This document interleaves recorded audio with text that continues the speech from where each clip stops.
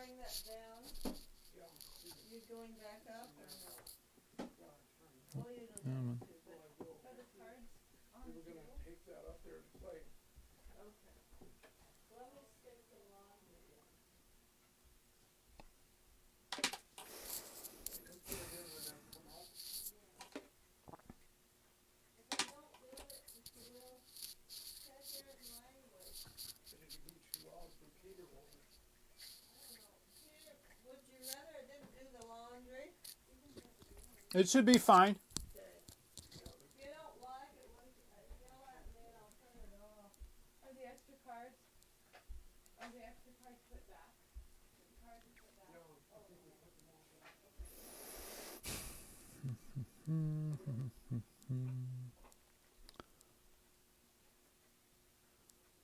Okay, here we go.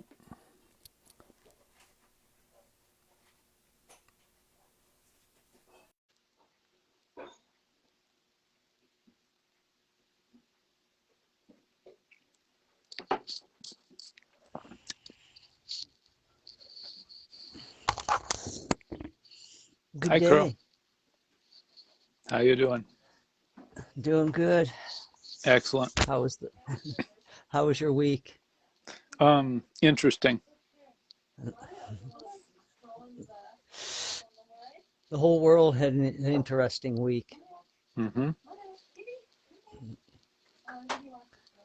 So what And made your week interesting? what made your week? What made my week interesting? Huh?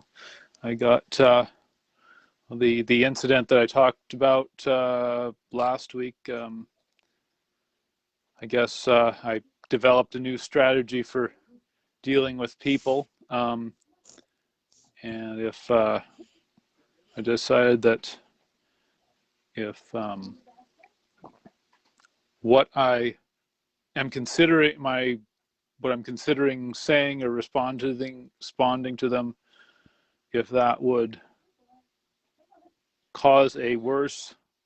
make the situation worse than not saying anything, maybe I should just not touch the keyboard or keep yeah. So there's plenty of negativity, and I don't need to contribute to that. I figured out basically another crack that my ego can get through that I hadn't patched up yet. Was basically what happened. That's because we tend to want to see results. Yes. And when we don't see results, we get frustrated and we push a little bit harder.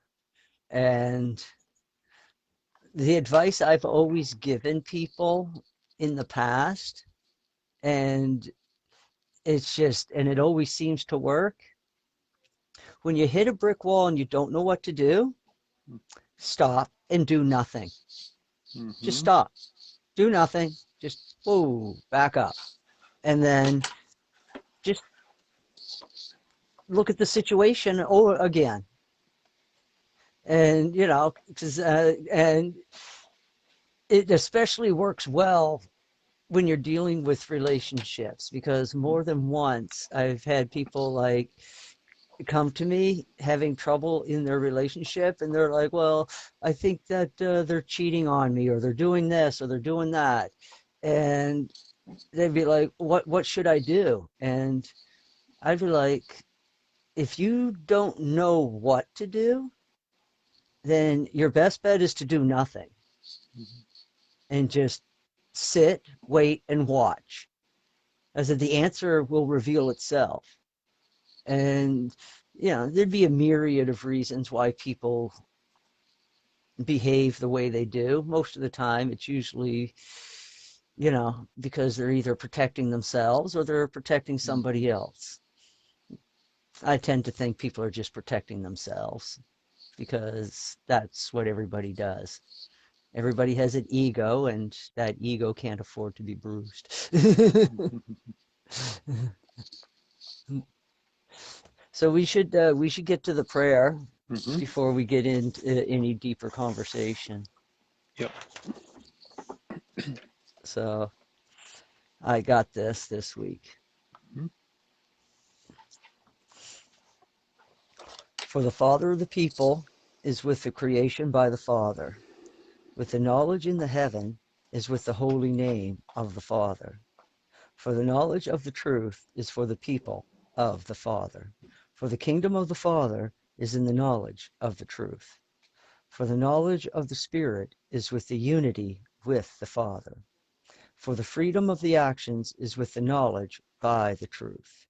For the protection of the earth is for the life of the people.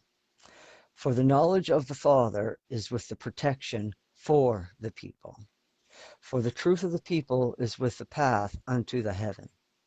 For the teaching of the people is with the truth of the people. For the knowledge of the day is for the production and learning skills of the people. For the wrongs against the knowledge is with the actions of the people. For the sins of the people is for the wrongs against our neighbor, for the knowledge of the people in the forgiveness of those wrong decisions. For the people of the debts are of the responsibility in the truth. For the people of the awareness are for the forgiving with the truth, for the knowledge of the people is with the teaching with the truth. For the evil of the people is for the lack of knowledge of the truth. For the knowledge of the truth is for the freedom of the people against the evil of the darkness. For the people are with this agreement. Thank At you least I very hope much, so. Krow. Yeah. And before long, you'll be able to recite that by heart, right? Doubtful. My It's brain a, cannot what for did they say? some. Deceptively simple is what, there's a ton of stuff packed in there. Hi, Sam. There's Sam's a ton watching. of. Hi, Sam. Oh yeah. There's so much going on, and on top of that, it's like my mind doesn't memorize shit. Mm-hmm. It never has, and God knows I've tried, but it just doesn't do that. So what I've opted for is, but what my mind does do is that it is very good at understanding things and and making the leaps of intuition, Mm-hmm. sometimes based on little or no, very little knowledge. So I just figured, I was just kind of like, I'm a bit of a dumbass, really, when it comes to things, but I just seem really, really smart because I have the ability to understand shit. So, in a way, it's actually good because didn't become a one of those good little monkeys that got trained up with all this memorization bullshit because I couldn't do it. I just can't. But when I would do that's why I kind of stuck with engineering and shit, because if you understand what's going on, then you can put shit together. And the math and the complicated stuff, well, that's where you find yourself a good little monkey that can do that kind of work for you. But you also have to be able to do it yourself. And, well, I guess I can. But yeah, that's how I look at it. There was one part here I was looking at that the protection of the earth is for the life of the people.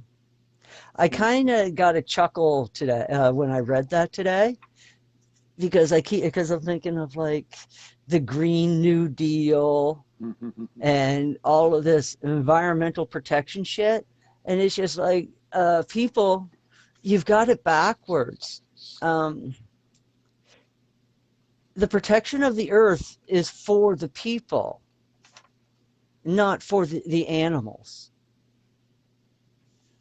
The animals are just a consequence of protecting the earth, and as a consequence, they live in the environment and they give and take. Actually, and that comes to another thing, a discussion I was having this morning with a buddy. It's like people we get stuck in these paradigms, and I always wondered, like, how do we get stuck in this shit? Okay, take the theory of evolution. Okay, it boggles my fucking mind to, or at least it did like 20 years ago when I found this out, to realize that the theory of the evolution of life on this planet has progressed very little since the 19th century. That's the 19th century. They skipped a whole fucking century and still made no fucking progress on evolution. It's like, okay, how fucking hard is this? You watch nature, we study biology, we figure this shit out. They've had 100 years and they still can't explain evolution, but for some odd reason, we are stuck in Darwin's dogma of, survival of the fittest, when very clearly our observations in science demonstrate the exact opposite. Nature is not in competition, it is in cooperation. So I'm like, man, how does this shit perpetuate for 100 years and people still haven't figured it out, or even looked at the science that was discovered in the 70s with morphogenic fields to realize that, why isn't this at the forefront of teaching in our classrooms? Well, you just go and read about morphogenic fields and it should take you all of like 5 seconds to figure out why. Because it means that we would have to reevaluate our role in history and reevaluate how we structure our society, because everything that we're doing right now doesn't help. So what my friend brought up today was Albert Einstein. Okay, and he told me a story about Albert Einstein and how Albert Einstein got his position in America. And I was like, that little story, I was like, just answered a myriad of questions that I had about Albert Einstein.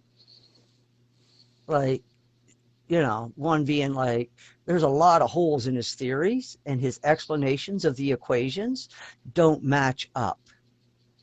And I'm just like, well, why hasn't this been explained better since Albert Einstein? And also, what put this guy up on a pedestal and to get him put into pop culture, to be a pop culture icon, and all of his theories about reality and what have you? Well, you come to find out that Einstein was in a bit of a position in and around the time of the World War II, according to what my friend found out. And what he told me was Einstein actually had written his papers with the help of his wife. Actually, his wife was the one that actually did most of the work on the papers. So Einstein really was an average student. And so this is, she was a little pissed that her name didn't get put on the document. In fact, in those days, women's names didn't get put on scientific documents. And plus, on top of that, it was this document that became Einstein's ticket to U.S. citizenship to escape Nazi Germany. And I'm like, when you say it like that, I immediately realized that he had to negotiate his way into the United States. What does that mean? Well, it means that he had to play ball with his theories and paint a picture of reality that was acceptable to the enemies of humanity of that time. And so that right there explains why some of Einstein's theories made little sense to me. And actually, they don't make much sense to other scientists too, but they don't want to admit it because then they might be admitting that they are dumb. And nobody wants to admit that they're dumb, except a guy like me that's just like, well, I don't give a fuck. I already know I'm not all that smart. But why is this dumb fuck seeing it and these guys aren't? Thing is that they do see it. Some scientists have challenged the Einstein theory of relativity, and they've gotten shot down. I know one in particular. Well, not personally, but his name is Hiram. And Hiram came up with a more complete theory of our universe. And when I looked at his fucking theory and I looked at his math, I was stunned. I was like, wow, he figured it the fuck out. And here's the best part. He didn't do it using quantum math. He didn't do it using fancy fucking equations with fucking fancy little F symbols and brackets that nobody understands. He used it using calculus.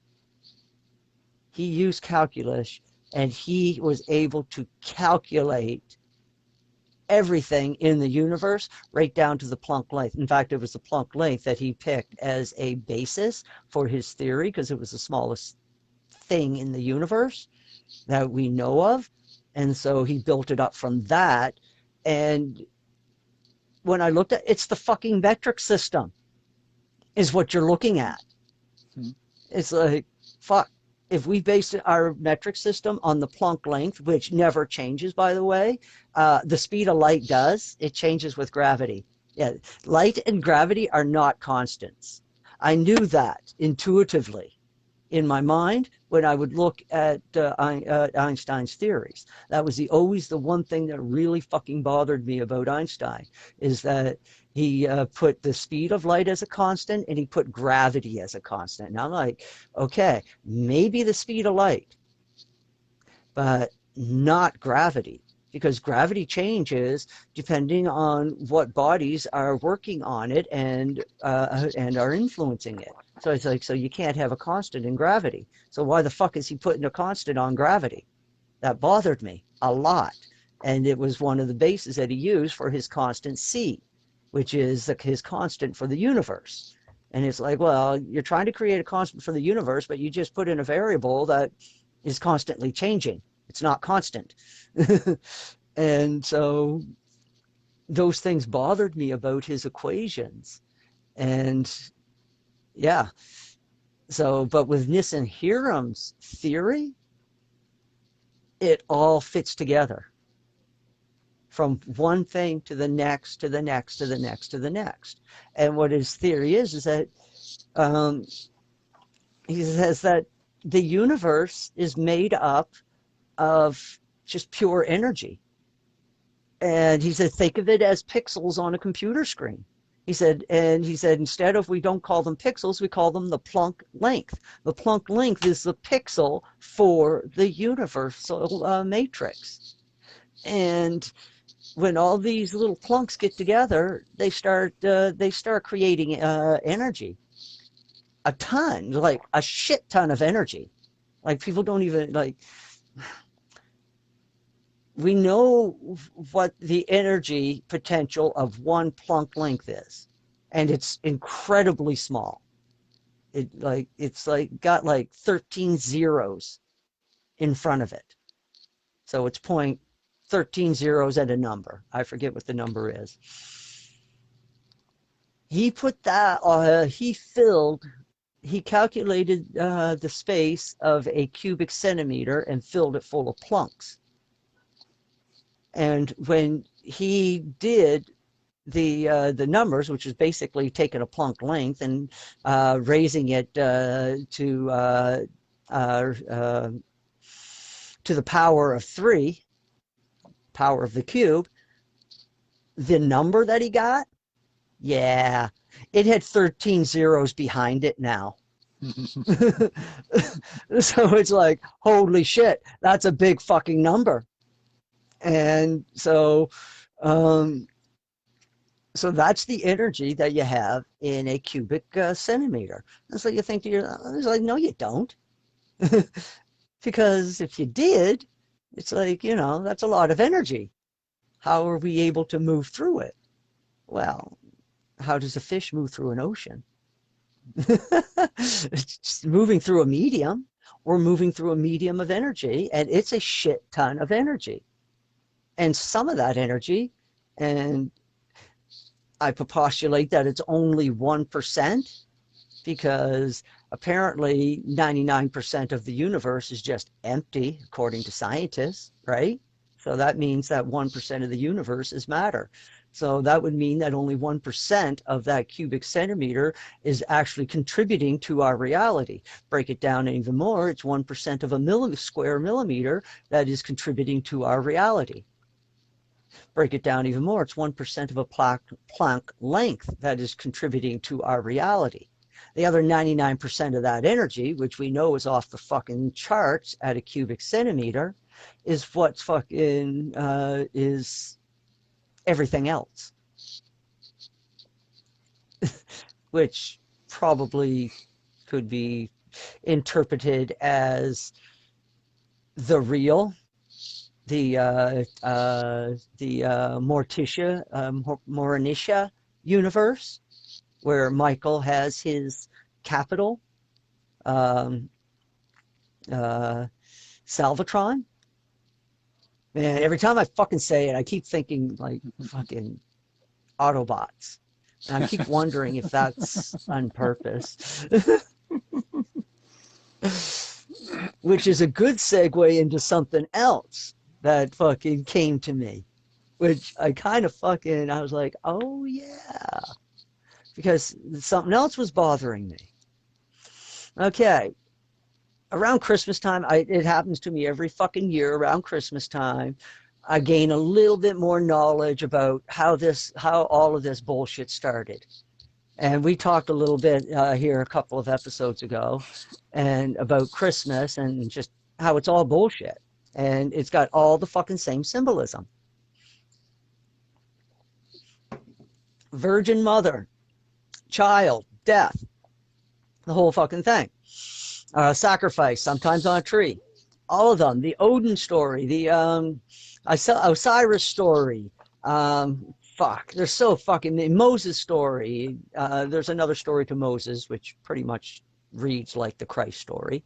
So we got this myriad of fucking stories all around the world, and they all involve a mother and a child growing up to sacrifice himself for the world, blah, blah, blah. All of this going on. Hercules, Jesus Christ, fucking Moses, Osiris, gods, whatever. And I keep thinking to myself, it's like, where the fuck did all these stories come from? It's like, this really bothers me because it needs an origin.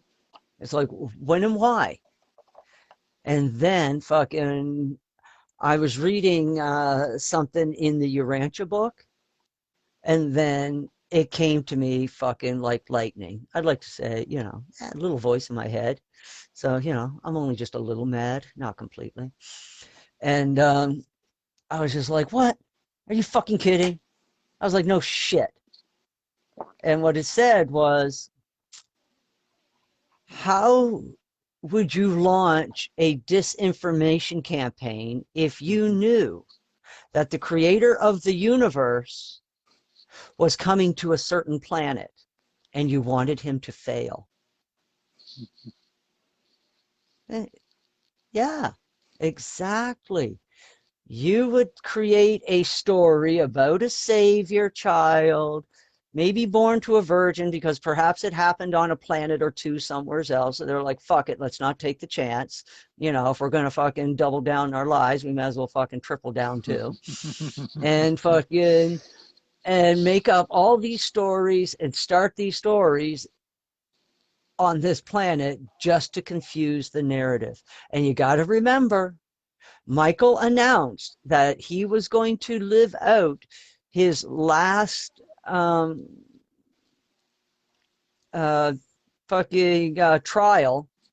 on Urantia at the time of Adam and Eve's default. That was like, what, 47,000, 43,000, 47? Approximately 40,000 years ago, 38, yeah. To pick a round number, 40,000 years. Yeah, so that leaves 40,000 years for a disinformation campaign. It's like, wow. That's what I would do if I was at war with God. That would be like fucking, you're goddamn, that's top of my fucking list. What can I do to fuck up his incarnation? It's like, he said he's coming. We don't know when. Have got 2 clues when. So what the fuck can we do to fuck it up? Let's start making up stories. And then that way, by the time he gets here, there's going to be like 1,000 other stories about a mother giving birth to a godchild. And then they'll just ignore him. And guess what? They were mostly right. Because it fucking worked. And that misinformation campaign is actually working right up to this day, because it's the #1 tool that atheists use to attack anybody that has a religion. They're like, oh, look at all these fucking stories. It's like, it's all bullshit, because look at, the story was told 1,000 times before. Yeah. I got a good one for you. I just read on Facebook today. Atheist said, why you didn't have a before life? How can you? Why would you believe in an afterlife?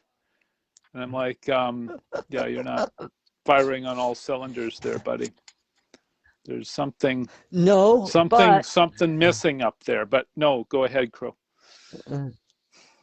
No, but my God, that opens the fucking door wide open. Because very first thing that comes to my mind is like, you know what, sir? You are absolutely correct. There was no before life. You know why there's no before life? Because this is where souls and character is created. You build that shit right here in the life that you live today. You have only, seriously, people, you have only one fucking goal in life. Seriously.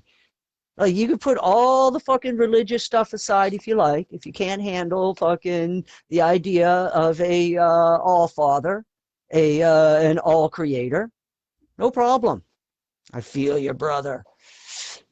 So let's throw all that to one side, and regardless of whether there is a creator that cares and loves for us, you still really only have one task in this life, and that is to create a good character for yourself, to create the type of person that you are comfortable with inside your own heart. That's really your only thing that you got to do. And here's the thing, a lot of people are actually figuring that out. This is what Jesus met when he said that the Buddha religion came so fucking close. Everything was there. They had the whole toolbox. Like, they got like everything a good solid religion should have. Buddhism's got it in spades. But they couldn't make the extra leap to God the Father. If they could have made that one last step, and figured out that the best way to look on to the creator of the universe is as a father figure, then they would have understood more, and then they would have came over that threshold. But they didn't. Oh yeah, and then and even I get and my little voice asked me. It's like, I think that sometimes that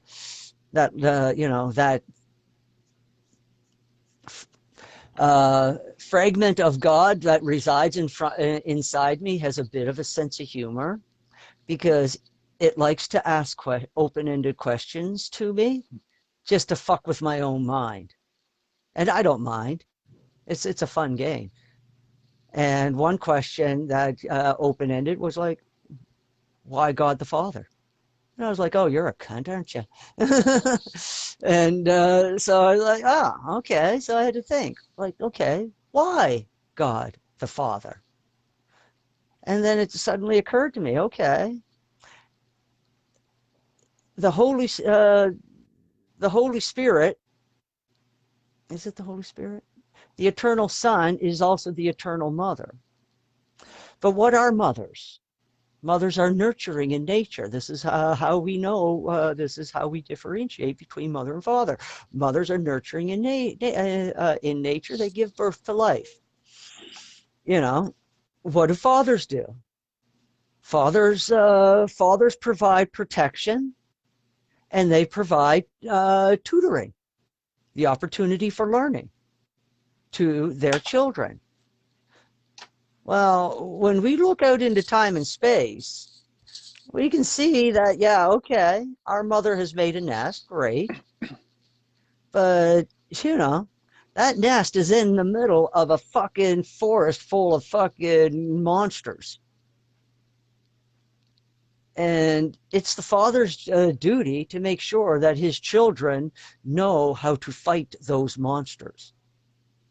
And that's why we look at God as a father, is because it is God's duty to give us the tools so that we may learn how to cope within the universe of his creation. And the tools that he gave us is in the form of the fragment that he gives us to dwell within us, a portion of himself. And so that is why God can be looked at as a father, because fathers don't coddle their children. They give you a good boot in the ass and say, get up and try again. That's what you get from your old man. I mean, I don't know, raise your hand.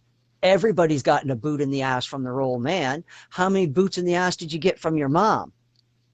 And I'm not talking, and I'm sorry, girls, but I'm not talking single mothers. Because unfortunately, you're playing dual roles. You've got to be the nurturer, plus you've got to be the ass kicker. It's reality. If you want, you know, and we're all about sticking as close to reality as we can, as fucked up as it is.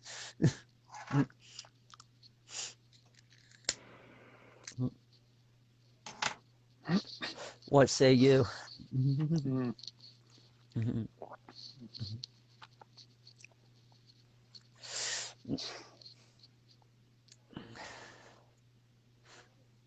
I had a thought that I was kicking around. I think I put it in the telegram here. Let's see if you didn't have anything for a minute. We could run down that. It seems to me that this pandemic has come with a one of the most effective psychological warfare campaigns of anything in history, and I'm just wondering kind of how they worked that, or your comments on it, or whatever. I just wanted to make that observation. There's something they put in the narrative that a certain segment of the population can't get enough of, and they attack anybody who doesn't share it with them. Oh, the thing is, they've been at this for a long fucking time. Mm-hmm. Like fucking Senator McCarthy, he was not crazy, people. He knew what the fuck was going on, and he wanted to stop it. I mean, like all those fucking McCarthy hearings, like that guy was onto something. But then, as the cabal always does, is that fucking they seemed like they turned his hunt for fucking communists in that were subverting the American government at that time. they took their agents that they already had in the FBI, and they put them to work. It's like, okay, this guy's gone completely off his fucking rocker about communism. How can we use that to our advantage? And the guys were like, well, he's pointing fingers everywhere. So why don't we just start fucking rounding up whoever we wanted to see fucking arrested, and we just couldn't find a reason to arrest them. But now we do. We can use the term communism, and we can arrest them under that guise, a threat to homeland security. Mm-hmm. So of course, the cabal was going to usurp that. I mean, every time. I mean, these people, they start out thinking that a crusade is a good idea. Let's all take up our arms and let's go to the Holy Land and let's save the Christians. It's like, okay, your heart's in the right place. I hear you, brother. You want to help people. I understand. You want to save the Republic. I understand. A witch hunt is just not a really good idea. Why not, you ask? Because at some point, some corrupt cunt is going to come along and they are going to upsert your holy crusade, your righteous crusade, and they're going to start using that to start picking off their own enemies. It's going to start out in the small towns. That's where it will start. It never starts in the big house. Fuck no. That would be too noticeable. It always starts small. That's, starts in the cities. Look at some of your cities in the United States. Holy fuck. The ones that have been fully infiltrated by socialists and communists, which fucking followers of Baal, the Baal religion, it's all the same, people. It's all the fucking same. I can say Baal, communism. Socialism, communism. Socialism, religion of Baal. It's all the fucking same. Some of the rituals are fucking exactly the same. I've told you all before. I came up. I know what fucking evil looks like. I came through that path. It's not fucking pretty. I know what I've read their rituals. These people are fucking sick to their core. Anyways. So yeah, sooner or later, somebody is always going to upsert it, and that's what they did to McCarthy. And then the whole thing turned into a witch hunt. This is where Trump was fucking really smart. He didn't let them turn it into a witch hunt, except when it came to fucking stupid shit that he knows that they did. Mm-hmm. And then that became a problem. You can't fucking start a witch hunt on the same shit that you've got your own people doing.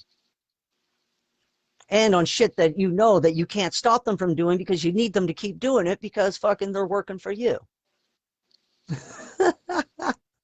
It's like, oh my God. It's like, okay, in the first impeachment hearing, man, Trump dared them, triple dared them to start a witch hunt within the State Department. Amongst all the fucking ambassadors between the embassies, which would have meant communications would have been more. I was like, oh man, he so dared them to do it, and they just fucking refused. They sat on their hands as hard as they could, because they knew that if they started any investigation within the State Department, the jig would be up immediately. Because you got to remember, most of these people in the State Department,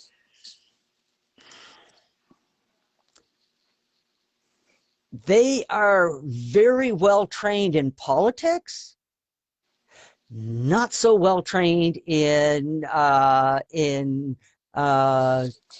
tactics, in the art of war. Because that's not the persona you want to put off to your your allies. This is why embassies do not allow spies in their embassies, foreign or domestic. Like the CIA cannot go into an American embassy. abroad. It's like, sorry guys, you're shit out of luck. Because if they did, how do you think that host country's government is going to feel about that? Oh, you're having meetings with the CIA and MI6 in the American embassy in, I don't know, Istanbul during the Cold War. Yeah, what the fuck do you think's going to happen? Yeah, there's going to be bodies in the river. So yeah, that's not supposed to happen.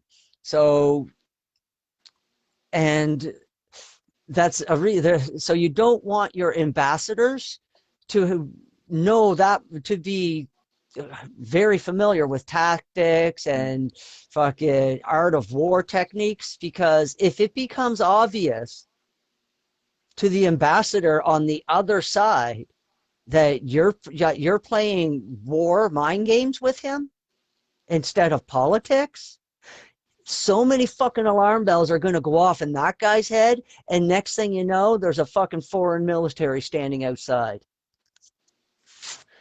Because fucking people are squirrely as fuck. And diplomats and ambassadors, they're the squirreliest of them all. Because they have to be. Mm-hmm. So yeah, you wouldn't dare want to do an investigation of the American State Department, because all of these guys would have folded like a house of cards.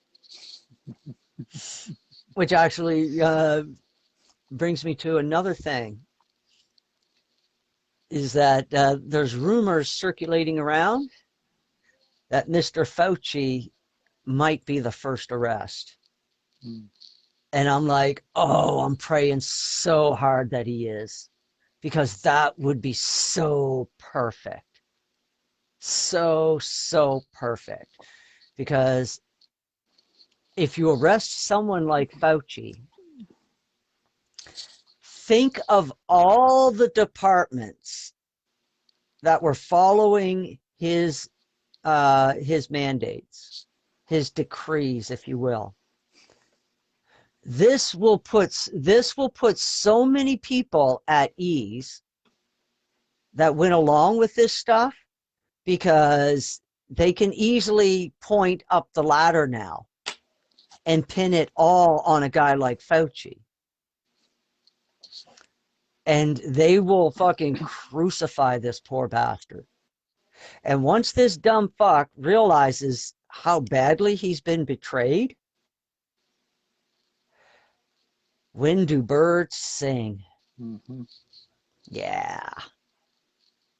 And actually, what brought that clue is this guy was doing the weather. And all of a sudden, this crow comes down, looks in the lens, and then flies away. Dan Scavino is the one that posted this on Getter. And he asked, when does a bird sing? And of course, we immediately go back to the Q post, and we're like, oh. And of course, and then the Weatherman. And I was like, no fucking way. Okay, to bring a few people up to speed, Weatherman is a code word for a group of people who operate in a clandestine way to abduct and traffic in children and slavery. So this is code word. These are weathermen. And I looked at my buddy and I was like, what the fuck? I was like, you've got the weatherman on the left. You got the bird. And then Dan Scavino asking when a bird sings. And you're like, oh shit. Who is singing now? And I was like, are the weathermen singing? And my buddy didn't know who the weathermen were. And I was like, oh, that's code word for this group of people. And he was like, no shit. And I was like, yeah, shit. I was like, this shit's documented. I'm not making this shit up. You can find this shit if you start fucking doing your own searching. It's out there. And which made me think of something else.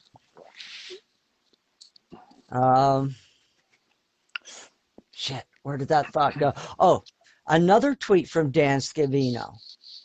Dan Scavino's been fucking tweeting a lot lately, putting out another Getter post.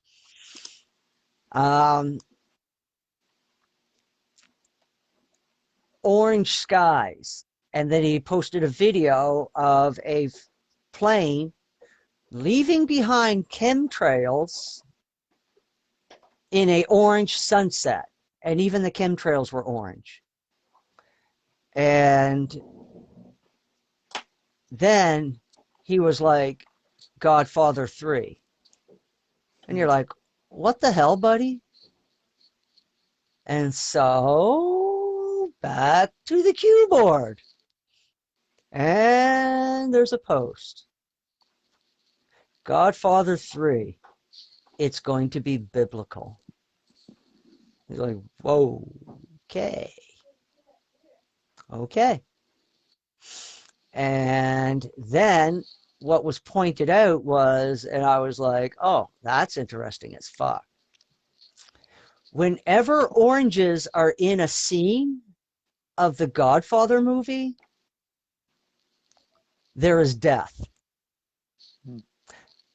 But he pointed out, one of the first scenes in the movie, when Vito was shot in the street, he had a bag of oranges. The oranges fall out of his arms. The bag rips open. The oranges roll across the street. I was like, oh my.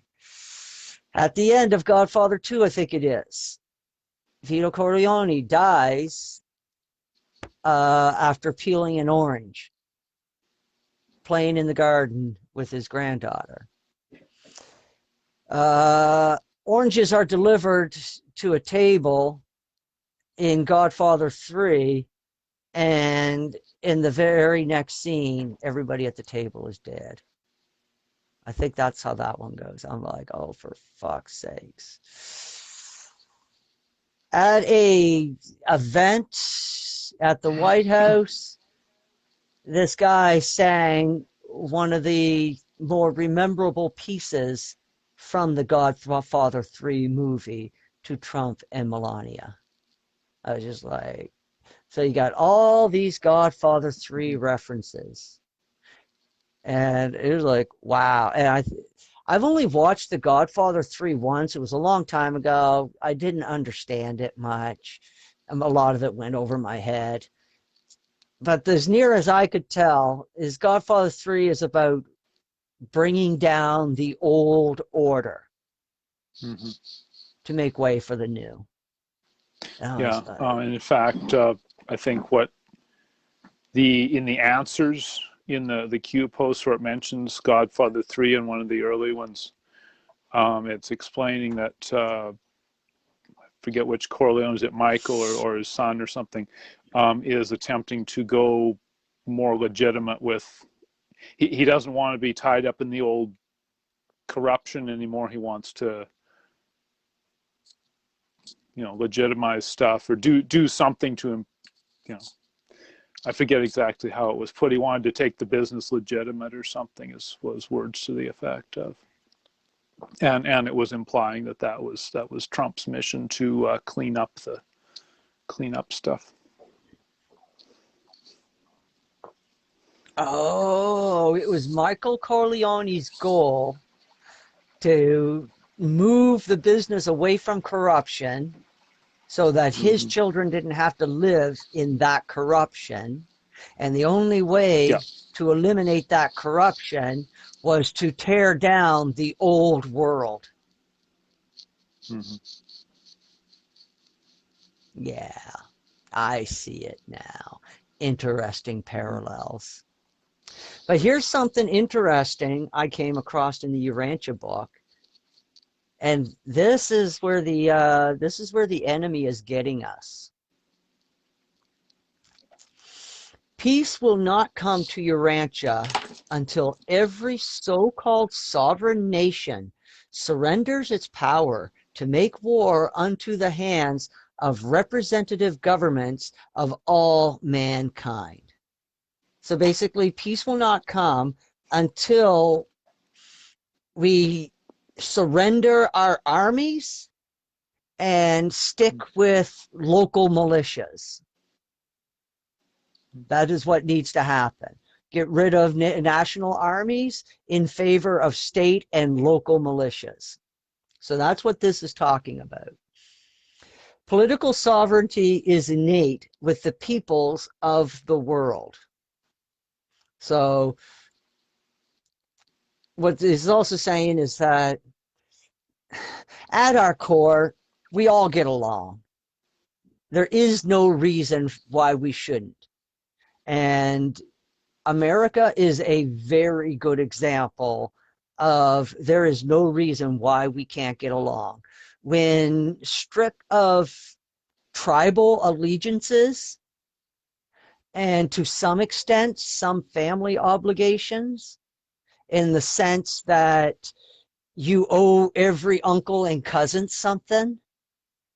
I mean, in North America, we are really good at our immediate family are the most important. Our cousins, our uncles, our aunts. Okay, yeah, these are great people, family members, love them dearly. But in the end, we owe them nothing. In other cultures, you owe your whole life and existence to your mother, to your father, to some extent to your brother and to your sisters, to more extent to your aunts and to your uncles and to your cousins. This is why a lot of people immigrate to North America from like countries like India. I mean, I've had fucking people say it from India. They are probably more free. They have more liberty in India than they do in North America. But in North America, they can concentrate on their family and they can build a business to support their family here and to create a good life for their family. Back home in India, you open up a business, your uncle walks in. Hey, give me a pack of smokes. Okay, that's $10. Okay, put it on my tab. What do you say to your uncle? You owe him your existence. At least that's what your society has told you your whole life growing up. Meanwhile, in the back of your mind, you're thinking to yourself, I gotta fucking pay rent. So now this poor Indian fella, he's got a choice.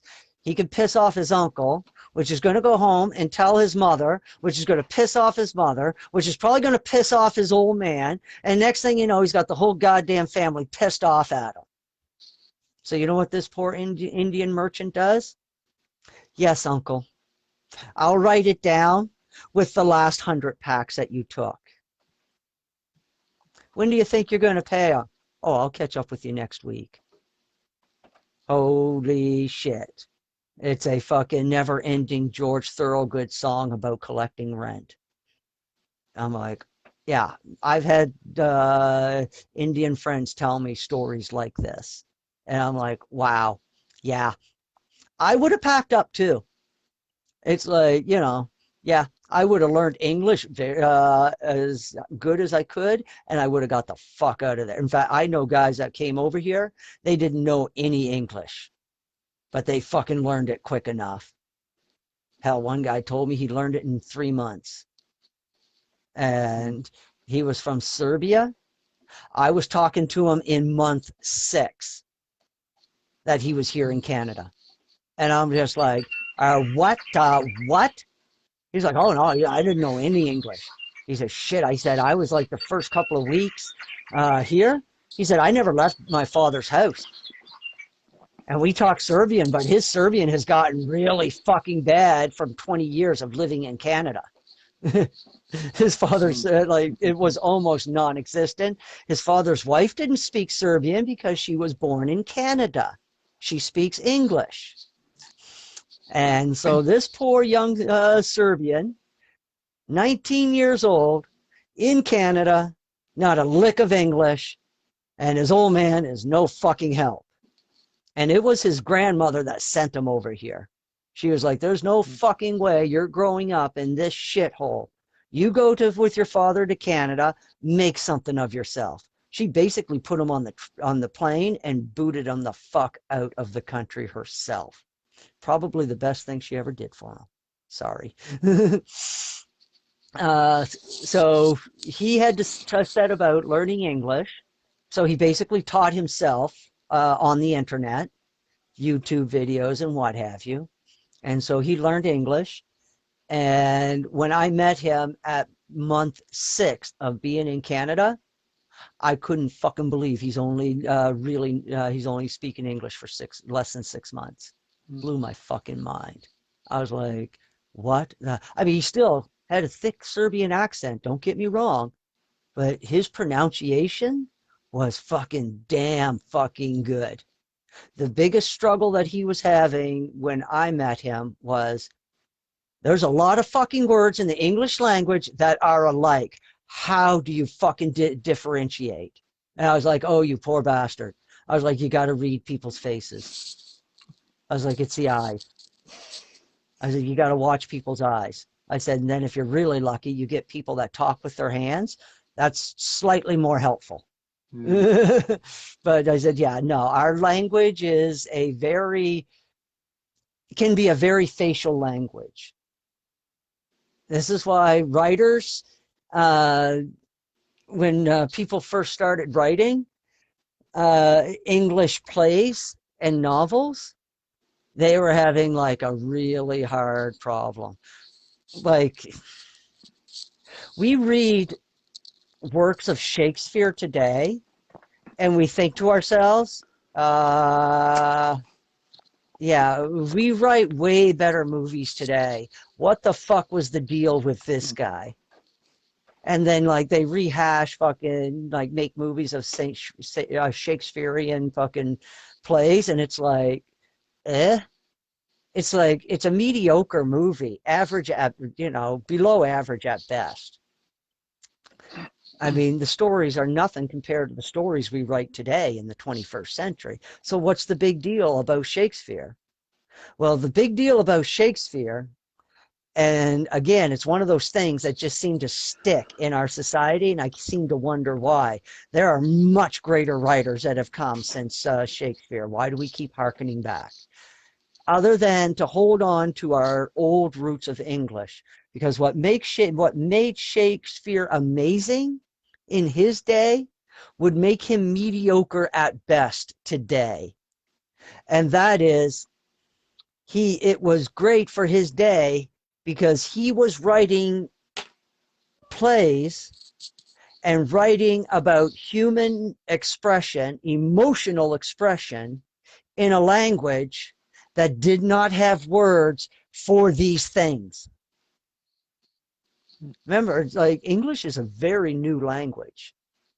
And it's been evolving, I think, 500 years maybe? I don't know. So it's not exactly new. And so, yeah, it was amazing what Shakespeare was able to churn out with the vocabulary that he had to work with for his day and time. It's like anything else. It's like musicians from like the old days, like, I kind of laugh because everybody goes on about how great a guitarist Jimi Hendrix was when he was alive. And I'm like, okay, Jimi Hendrix, great guitarist for his era. Have you heard the bands today? Have you watched the fucking videos? These guys are doing stuff with guitars today that Jimi Hendrix didn't even dream of. I mean, go listen to fucking Tool's Lateralis. Holy shit. I mean, that song, I mean, I've listened to that song a million times. It still blows my fucking mind. But yeah, and go listen to Mushroomhead, what they're doing with their guitars. All of these heavy metal rock bands have far, far surpassed any rock and roll guitarist pre 1990, just to be safe. Far. And the music that we make today has far outpaced anything that has been written back in the 60s, 70s, 80s, even the 90s. I mean, I don't know. I'm one of those people that likes lots going on in music. Like when I listen to some music, I want to hear shit going on way off in the background. I want to hear other lyrics. And there's bands out there that fucking deliver. And some of these bands are like 8-piece bands. It's the only way they could do it. And, you know, so I mean, you got voices mixing in with me. There's this one band I found. God, all they got, they're called Helgalugo. I don't, it's some Norse band. I'm not even sure what to classify them as, but they've got skin drums and skin drums and voices. That's essentially it. Some tapping of bells, but that's it. And there's like 8 of them up on stage. And they're all got drums. One guy's got more drums than another. So you got one guy that's got a set of drums, which are deep. So you get the deep thump, thump, thump. Got another guy over here. He's got shallow drums. So you get the tunk, tunk, tunk. And then you've got the lead singer. She's got a drum. Boom, that she has with her, almost like a tambourine. And then the other 3 singers, they've all got something. One's like has a stick that goes onto a deer antler. So you get the clunk. And they put all of this shit together, and you got yourself a 90-minute concert. And I'm just like, holy shit. And they're doing all of this without any microphone feedback, because a lot of bands do. And it's just like, holy shit. Like, to listen to these people, it's like fucking sitting around a fucking tribal fire. It really is. And yeah, they're super popular in Norway, I think. And yeah, so all kinds of great music out there all over the world. Oh, Mongolian throat music. There's something you should go Google or try to look up on YouTube. That is some really fucked up shit. Like the way these guys sing is like, how the fuck are they doing that? And yeah. So, okay, So let's just go to back to follow up, this. yeah. Oh, yeah. So just before we get too far away from it, we were talking about the question of you know, the perils of starting a crusade. How do you keep it going the direction it should?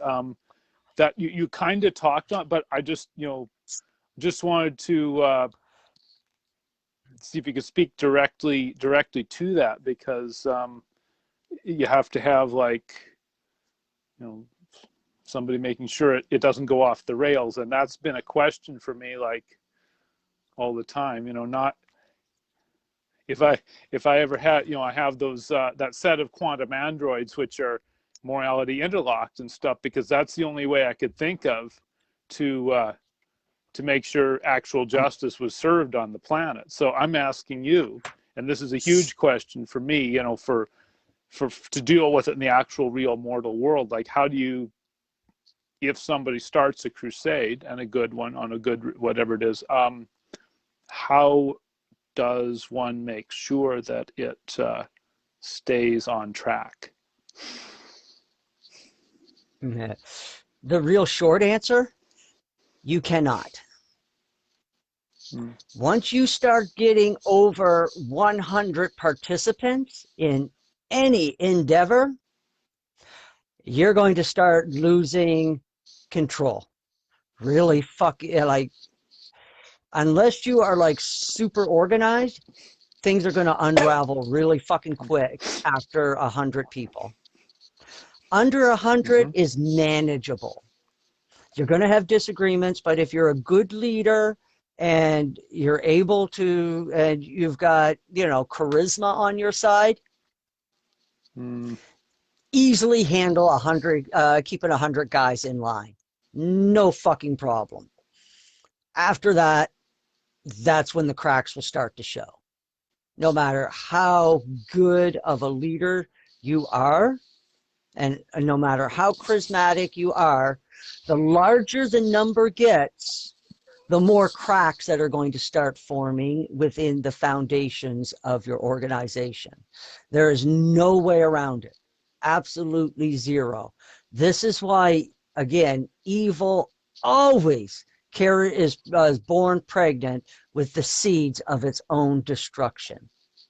Because there's the one thing, evil has only one goal, and that is power.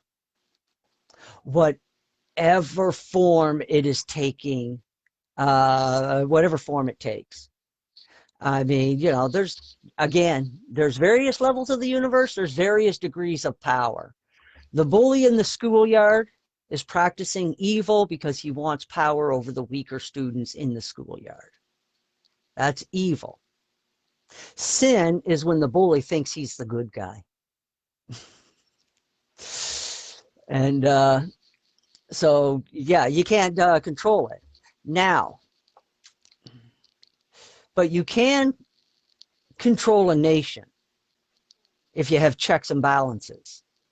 And I think rule America of law. has That's the done next the best. thing I was going to was, our great, the framers of the Constitution. And then I don't know how much Kennedy talked about it, some maybe. And I think the whole thing that Trump was talking about was he kept talking about the, using the law to investigate the bad guys and stuff like that. That's what's the important thing to do now, because my second question is, going back into my mortal non-genius persona who can't program 2 billion of these morality interlocked androids to do the job for me, I have to say, okay, what do I do? And I think the answer is, I pray to the Father and I say, okay, Michael, I believe in what you're doing.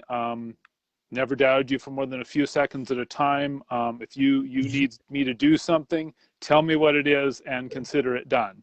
Basically is my thoughts on that. And and actually, brutally honest here. To be brutally honest, I'll call myself out on that because, And actually, you just landed on the secret to fusing with the thought adjuster, to becoming one. Is the my doubt only lasts 1 second at a time. And that struck me because it's like, that is pretty much how the thought adjuster looks at it. Because the thought adjuster's goal is to just basically collect little seconds in our life where our faith locks in. And we're just like, okay, I trust you. And then that's just like, boom. As soon as like something like that shows up with the thought adjuster, that's grasped as a memory, and that's put in a special spot in our mind. The thought adjuster puts that away, because what the thought adjuster's goal is, he wants to build these little seconds up over time. This is what our lifetime does for us. Is that it allows us to build up these little seconds in time and space where we get to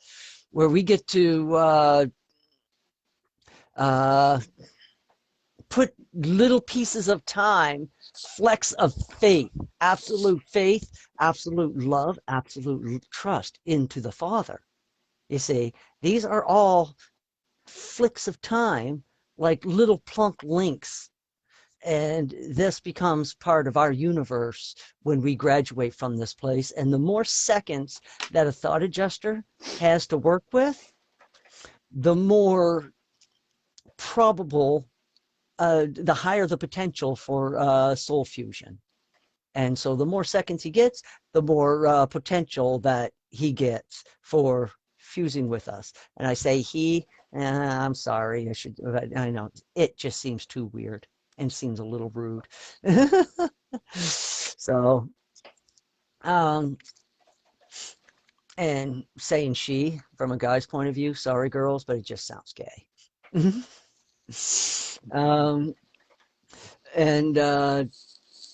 Yeah, so that's basically the treasures that the thought adjuster stores up. So yeah, pretty neat. Funny, you say one little thing, and I've got this great big huge fucking thing to be like, yeah, I know what that little thing really means. See, this is what I mean about fucking the difference between fucking memorizing shit and understanding shit. I haven't got the Urantia book memorized, but I'll tell you, there's huge fucking sections in this that I can just look at and just like, okay, yeah, I can put these fucking dots together. I'm really good with the fucking connecting the dots fucking pictures when I was a kid.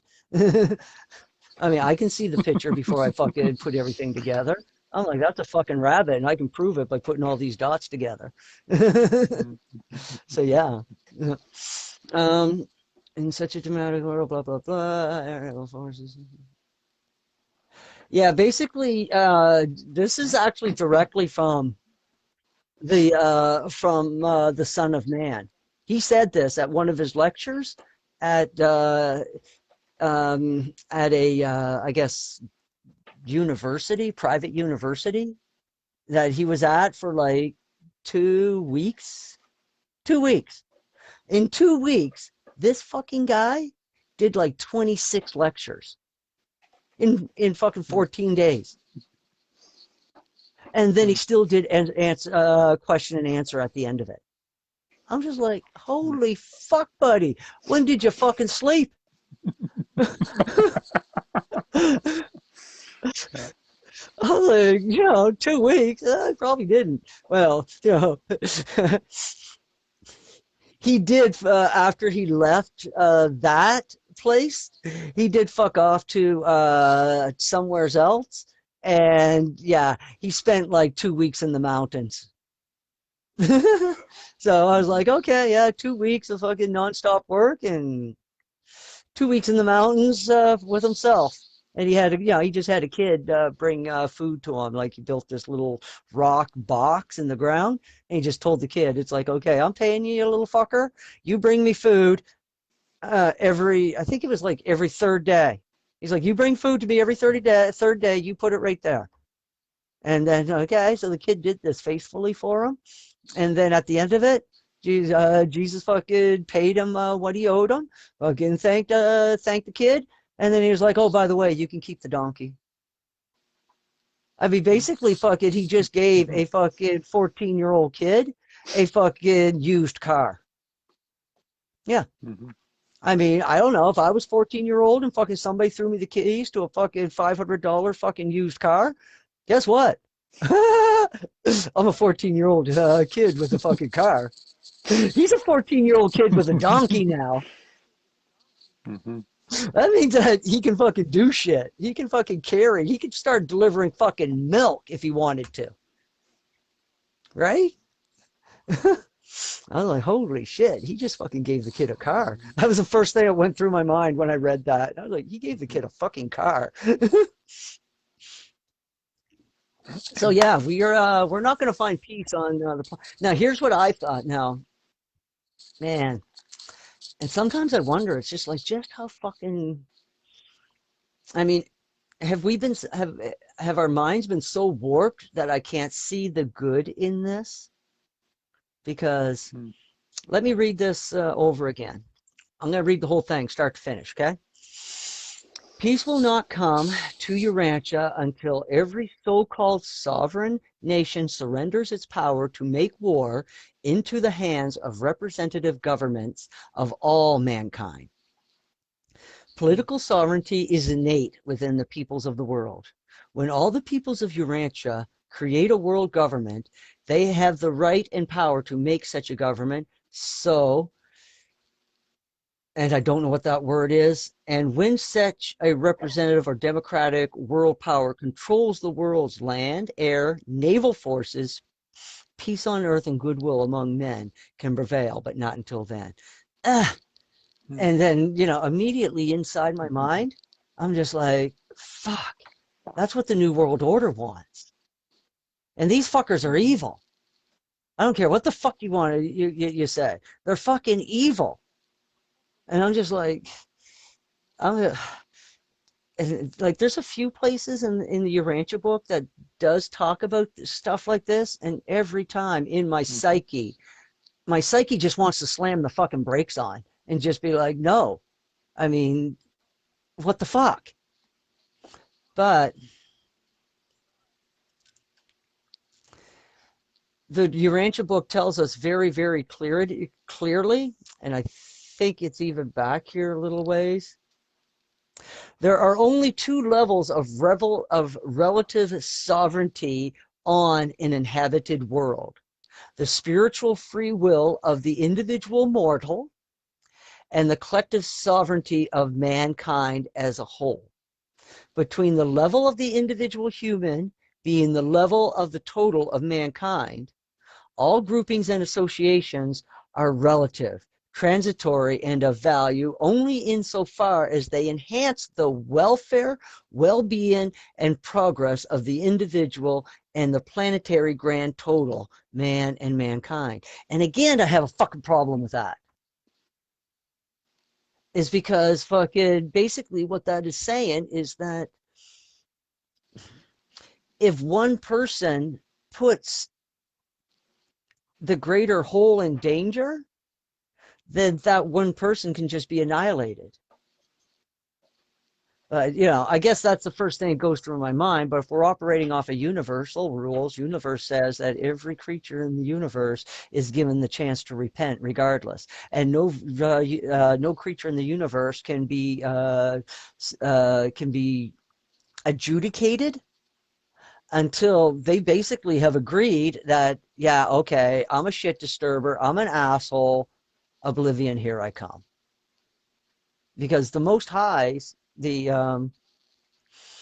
Ancients of Days, refuse to adjudicate anybody until everything has been settled and every person who is involved in the incident has resolved within themselves which side of the issue they stand on.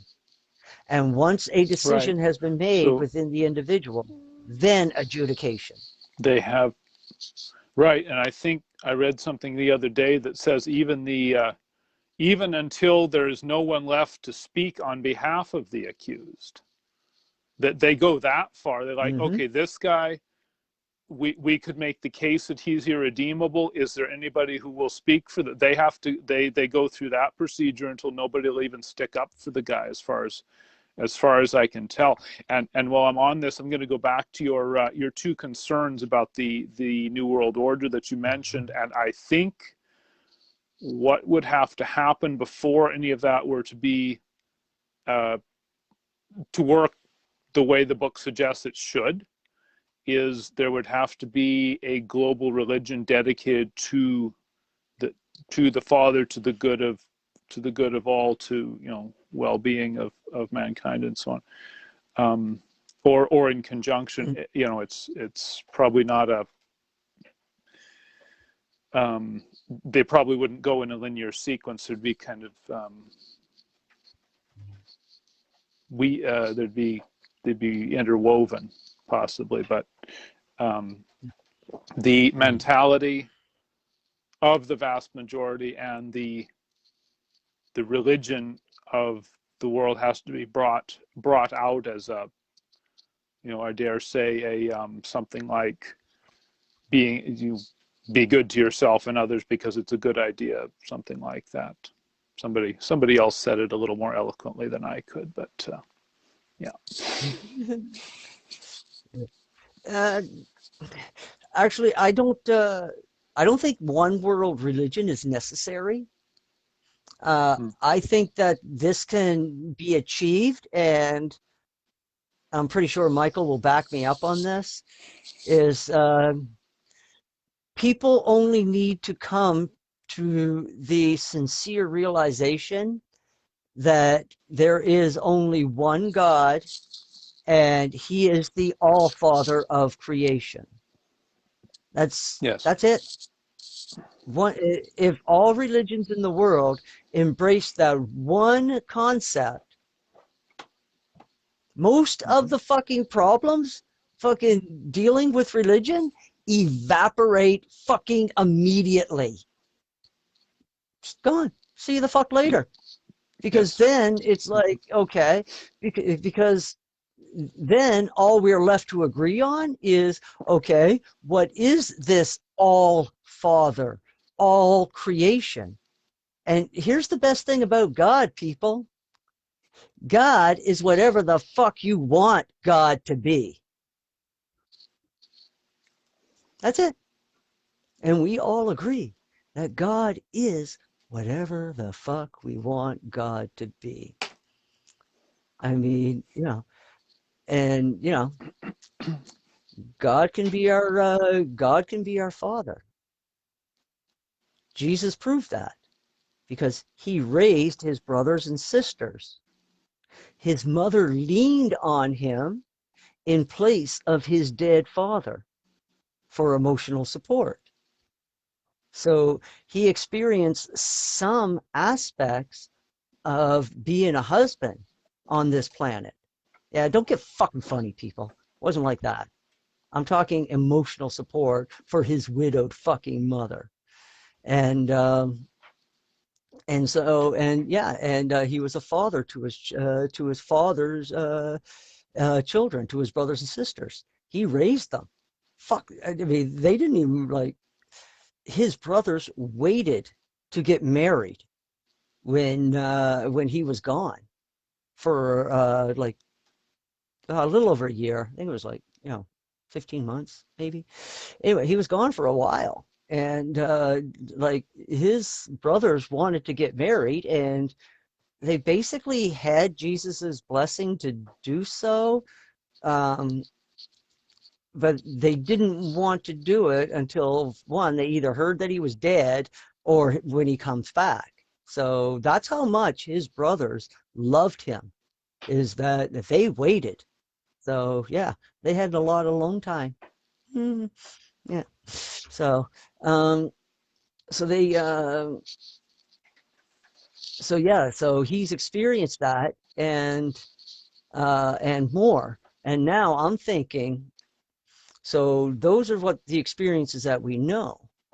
Now, if we take into account the experiences that Michael gleaned, what I suspect now, in the now, because I mean, I suspect that he's already fucking here.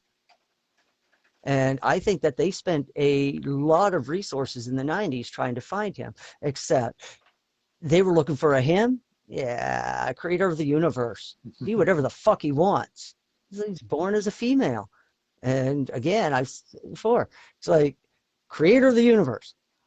Already experienced what it is on the guy side. It's like, fuck yeah. I was like, let's figure out what it's like on the woman's side. Okay. And from what I've had in visions, which I don't know, maybe fanciful imagination, who the fuck knows? But I'll tell you, some of the shit going on makes me wonder that then same thing happened. She was born, a nice family, military family. Mother died of cancer while she was young. Had younger siblings, two of them, And through that whole ordeal, when the mother was getting weaker, it's like, I mean, if they die of cancer, yeah, fucking people, don't be stupid. Her mother fucking had cancer, for a long time. So that meant that she was helping with the kids and helping her dad cope. So this was all going on through her teenage years. And so, yeah, so she got to experience motherhood again. So she experienced fatherhood. Now she got to experience motherhood, what it's like to fucking, have to fucking deal with these kids all the time, teach them and shit like that. So not much different than what Jesus did as a father, but, she did it. She had the experience of what it's like to have to, like, what it's like for a man to, like, lean on a woman emotionally. So she experienced that, and she experienced everything else what it means to be a woman. And now, now she's, from what came to me a couple of nights ago, she's in underground bases, and fucking next move planned. War's already won. War's done. This is all fucking cleanup now. It was done a few days ago. We're going to spend the next year and a half cleaning up. And there's a lot of fucking cleanup, buddy. A lot. Mm-hmm. It's a fucking mess. I mean, Krow put the offer out there. You know what? Fuck, you can fucking save the taxpayers money. Like, fucking, it's cheap. I hope a lot of them do take that option. I really do. Fucking save us the fucking hassle of trying them, because, I mean, we're going to have videotape evidence. There's going to be audio evidence. There's going to be documentation. There'll be no doubt that these people are fucking guilty. It's just a matter of time. It's already fucking losing. Nurse in Texas. Actually, a group of nurses now, because they all fucking signed on to it. Multiple hospitals in Texas are being sued by their nursing staff for transparency, because they want to get a handle on this COVID, but they need data. The hospital is refusing to give them the data. And it's like, whoa, wait a second. That shit's freedom of information. You can't withhold that. And the hospital says, nah, yes, we can. And so now they're taking the hospital to court. And the court's going to decide, does those files belong in the freedom of information file, or do they belong in a classified file? Weird. It's like, so now the hospital's going to have to fucking some explaining to do. Since when does fucking data, like medical data on patients, fucking barred from the doctors that need that data in order to assess patients? Yeah, they're expected to fucking just fucking stick things into fucking patients fucking blindly. It's like, oh, okay then, like a fucking sick game of pin the tail on the donkey. Anyways, so we got that going on, and then on top of that, what else we got? Oh shit, something else fell apart on them. Great Britain, they've dropped all their mandates. Like all their mask mandates, vaccine passports, any idea of that stuff. Nope, we're not going to do it. Yeah, they had to do something. The fucking people were going to tear down the fucking parliament. I was like, this is things that the news are not telling you. There are millions of fucking people in the street pissed off right now in Europe. Yeah, okay, I mean, I kind of understand why in Canada we're not out there, but the weather's going to get really warm really fucking fast, people. Yeah, the government got their reprieve, but, if all they get is a 2-month reprieve in the middle of a fucking, Canadian winter, that you've pissed off some Canadians. If a government, I think that might be actually what the government does in Canada. But I mean, it's a dumb thing to measure, because, if the reprieve is short, well, you're already dead. Sorry. Because they even notice, like, you piss the Canadian people off a little bit, we might get around to protesting in, like, maybe the end of June. We might, yeah, July, August. Yeah, we'll get to it. Yeah, fucking Canadians. And then, and then we get to it. And then there's fucking trucker strikes and everything like that, and government fucking boom, boom, boom. They snap to it. They always have in the past. So because governments have always snapped to in the past, Canadians haven't really been given much of a reason to come out in fucking droves. And, some people might say that it's cowardly of the Canadian government. From a Canadian perspective, we looked at it as like, the fucking government listens at least. They might be assholes, but at least they pay attention. So, we've always had that in Canada. But now they've ignored Canadians. Coming up on 3 years, aren't we? Well, 2 for sure. And now Canadians are like, I'm not sure I want to do this anymore. And now they're fucking marching in Montreal. And of course, I'm looking at the footage and I'm like, yeah, of course you're fucking marching. It's fucking 0 degrees. It's fucking spring. I'd be out too. I mean, I see the fucking snow melting on the sidewalk. I'm like, yeah, okay, yeah, they're in the weather. You're not going to fucking see Saskatchewanians fucking going out in a fucking 40-kilometer-an-hour fucking blizzard. We'd just be like, we're showing them now, aren't we? Meanwhile, fucking half of us got frostbite within 30 minutes. Yeah. So, yeah. Fucking Chris Sky went on a rant like that. I think Canadians are fucking cowards. They won't get out in the middle of fucking, January minus fucking 35 weather and protest. It's like, you're a fucking asshole, man. It's like, you ever fucking stand around in minus 35? It's not fucking fun. I don't care who the fuck you are. The fucking, the ice under your feet just sucks the cold right out of you, right through your boots. You can do it. I know this because fucking when we went down to the oil patch, we bought minus 100 degrees work boots. Minus 100. Fucking things cost over $300. But we were all like, we never dealt with this shit before. We're coming from fucking Eastern Canada. Fucking it doesn't get that fucking cold. I mean, it gets cold, but it doesn't last very long. But yeah, we knew we were going down there, so we all bought fucking minus 100s.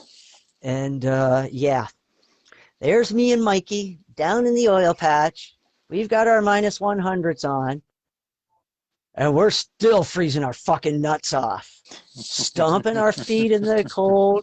Fucking, like, and we jump in the truck, and we're just like, who the fuck would ever even dream of wanting to fucking live out here when they would fucking first come out here out in the West? I mean, I'd just be like looking out over the tundra and I'd think to myself, you mean pioneers came here and they were like, hey, this looks like a good fucking spot? It's like, it's nice in the summertime, but wintertime comes, you're just like, holy shit. And that's the end of it. It's just like, wow. Yeah, for my first year out here, I was fucking shocked at how fucking cold it got. And oh, my fucking Saskatchewan story. Yeah. So yeah, we bought as a whole, something. I don't know. What? Yeah, no, go ahead. Go ahead. We bought something called Saskatchewan pack boots. They have 3-inch. Let's see. It's 3 inches of insulation and sole and insole and stuff. And then there's a pocket in under the front, on the bottom of the front of the liner that you slide in. You can put a heat pack in there. And that, I guess, is how you rate. They're rated minus 135 or 135 below Fahrenheit, I suppose. Only minus 70 Celsius. But those, and then we bought something called Muck brand Arctic Sport. Hideously expensive at Cabela's, but worth every penny. They're like a insulated rubber boot, except they're flexible and warm and everything. They're supposed to be good to minus 40. They do me okay to minus 25, 30 without much difficulty. So yeah. Well, that's not much different. It's like these minus 100s. They look like moon boots. They really do. Mm-hmm. But they made them like so oversized And the reason why is because of the fucking liner that went inside. It was a double type of liner. It was supposed to be designed, the first liner was designed to pull the moisture away from your feet, and the second liner was designed for insulation. It's like, after you, after wearing them, they worked for like maybe a week, and then after that, the material probably broke down. But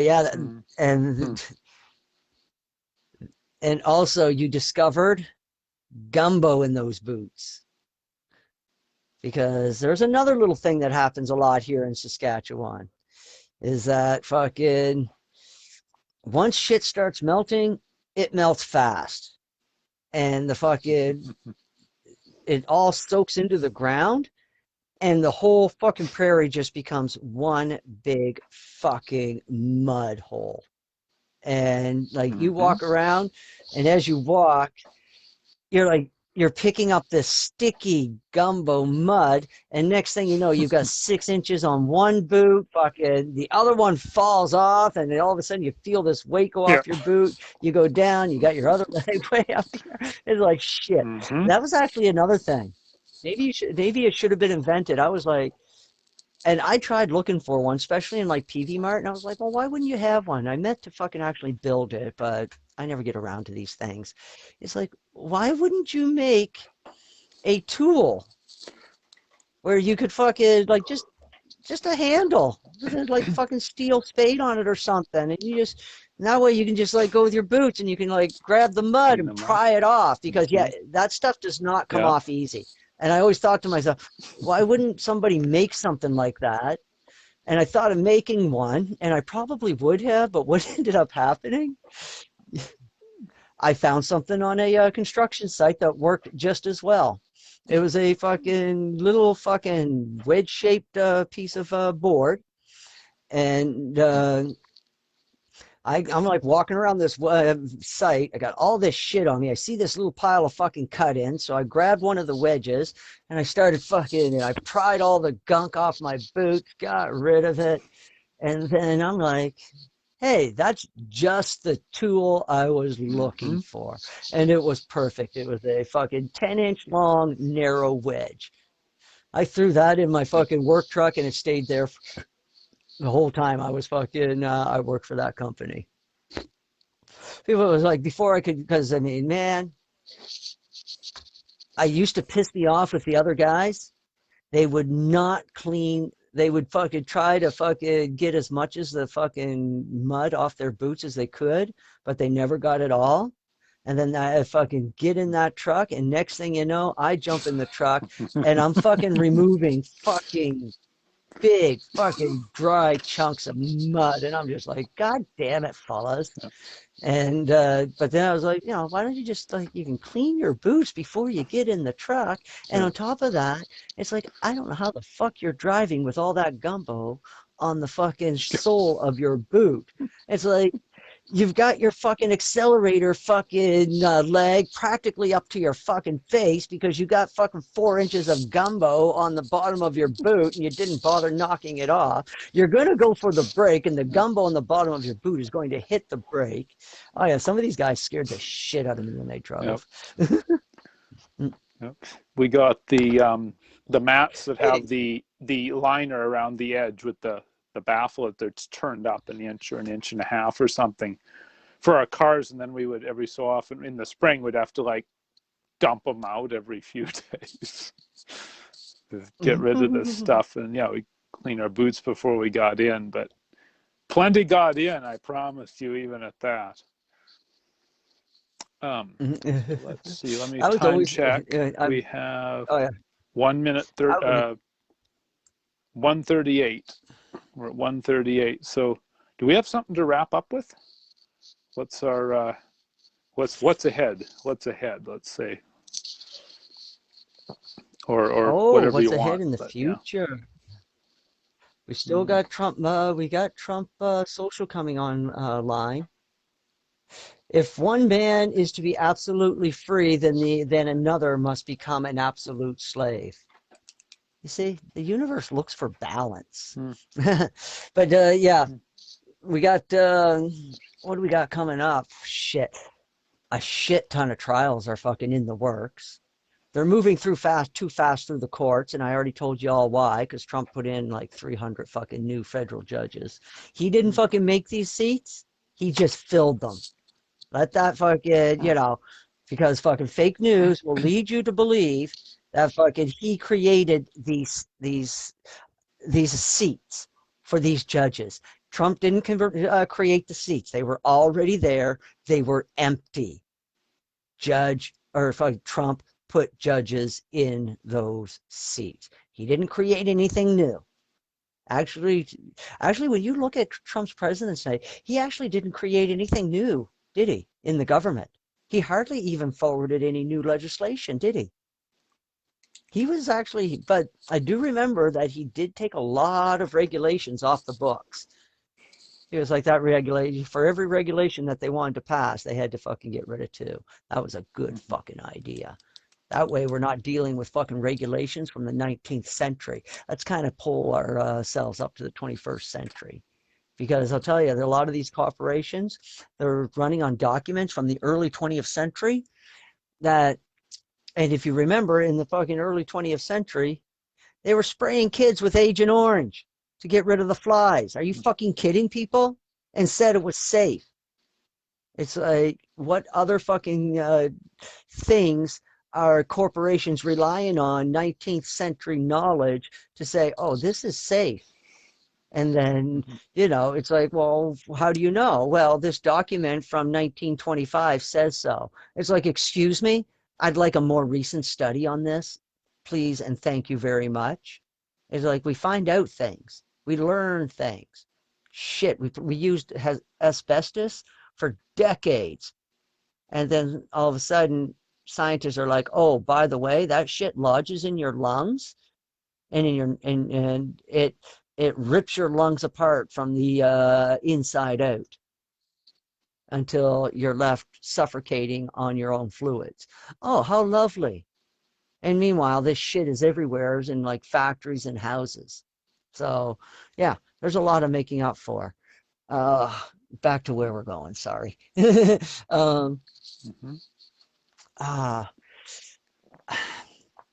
People are, resignations. Tons of resignations. In the corporate world as well as the political world. What else do we got going on? We got the resignations. We got trials galore. Prince Andrew has been, the Queen has basically stripped him of all of his patronage. Oh yeah, we talked about this before. That's right. The guy's got nothing. Yeah, my favorite headline on this was thrown out, THRONE. The Sun did that was their headline. Thrown out. Thrown out. I know he was second in line for fucking the man, it's bad. I mean, things are bad in the royal house when nobody wants to sit on that throne. And this is not new. I mean, Queen Elizabeth, you got to remember, Queen Elizabeth's uncle, he advocated the throne as well. He didn't want to sit on the damn thing. I mean, he missed the privileges that he had as being king, but secretly, I think the guy was just happy not to have the responsibility. And to show how selfish a fucker he was, it's probably a good thing he did fucking advocate. He threw it on his little brother, who had little or no training to be a monarch. It wasn't his job. And so his little brother had to take it up, and he's just like, what the fuck? And then on top of that, he turns around and he keels over, putting a young Queen Elizabeth on the throne, who, given another 10 years of fucking watching this shit show, she wouldn't have wanted it either. I guarantee you that. The only reason they were able to get her to sit on that throne is because she was young and naive. And I'll tell you, And it took a while for her to really fucking start figuring things out. And I don't think her husband, Philip, was of any help in that regard. He was a selfish prick, too. And then, and so now here we are. And yeah, number 2, no more. They can't put him on the throne. Number 1, Charles, he doesn't want it. He wants to give it to his, he would be happy as a pig in shit to see that thing to see it pass over him and go to his son. That ain't going to bother him one William. little Yeah, bit. So you got all the, it works. Yeah, I looked no, this Harry's up out when of they the were picture. talking about. Yeah, no, William, because actually I think Andrew was 9th, because the way it goes is it went, Charles was first in line, and then his first son, William, then William's male heirs, then Harry, then Harry's male heirs, and then Andrew, I suppose, as the second son of the Queen. Yeah, I looked, okay, yeah, no, he's I looked the stuff up. But yeah, no, he doesn't have a shot at it now, I don't think. And I don't know if he would have wanted no, it. probably not. It's doubtful the way this guy has behaved over the years. It's fucking, all of this is going to start coming out, and it's going to be a trickle. And this is why I'm thinking that Q says it'll start as a trickle and then it'll turn into a flood. And there is one move on the board that I see right now which would turn this into a flood, and that is if Fauci is arrested. There will be so many fucking people scrambling for the lifeboats. It would end up being practically biblical. It's like, wow. I mean, you've got people from like Washington, D.C., all the way to the WHO and CDC. It's like, holy, the connection, the thread that Fauci weaves through all of this organization, it's fucking amazing. People don't understand. Like, I've heard people say, well, why didn't Trump fire Fauci? Why didn't he? Because Biden probably would have just hired him back. Are you people fucking stupid?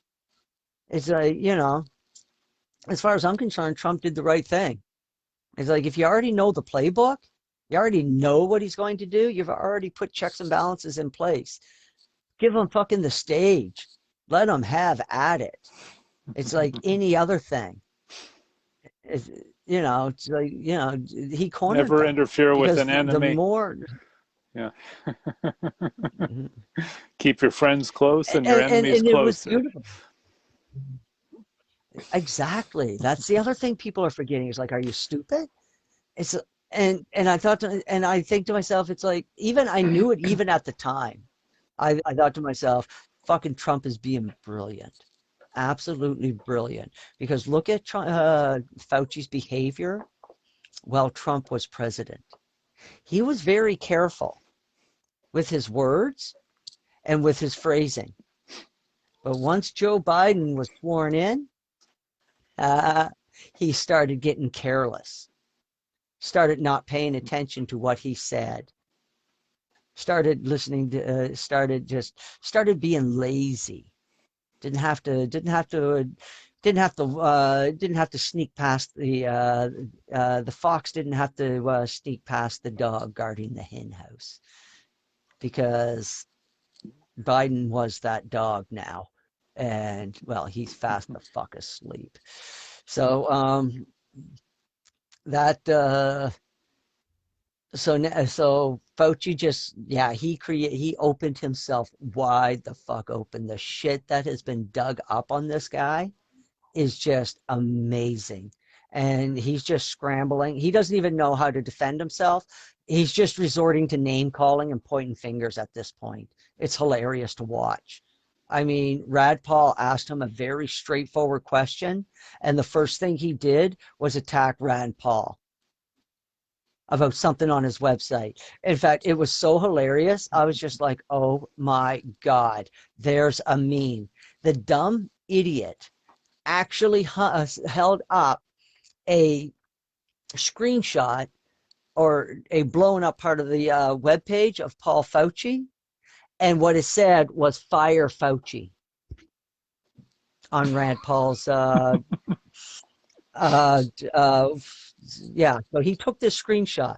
Now here's the part that really blew my fucking mind. On the screenshot, you got the picture of Fauci, fire Fauci. The part that Fauci was trying to get everybody to look at, and it was the point that he was trying to make. And I'm like, oh my God, these people are 12 years old. On the side of the picture, it's a screenshot, there was the box to donate to Rand Paul's, what is he, congressman, to his campaign. Every politician in America has this. Senator Rand Paul. Yeah, his And dad was a it was the opposite of what you expect. His dad was the congressman, the son is the senator, which I find interesting. But yeah, Senator, unless something has changed, Senator, excuse me, Senator Rand Paul. No, the senator is correct then. So he's pointing to this, and he's like, see, he's looking for donations for people to attack me. This is coming out of Fauci's mouth. And I'm like, buddy, you just held up a piece of paper with your image on it, and it says fire Fauci. If you don't think that's going to be a meme within the next, I don't know, 10 minutes, you are sorely mistaken, my friend. And yes, it has become. And I'm just like, oh my God. And it's like, even Fauci agrees. Fire Fauci. The keyboard, like, oh forget my the pen, dear God. the keyboard is more powerful than the sword. The keyboard is more powerful than the, yeah, I know. Yeah, the keyboard is more powerful than the anti-tank rocket launcher. The keyboard is more powerful than a drone strike. There we go. There we go. Modern 21st phraseology. The keyboard is mightier than the drone strike. God. That needs to be a meme. Hey. Somebody listening to this, make that a meme, please. Not yet, no. No. Amazing. Someone reprogrammed the AI. So,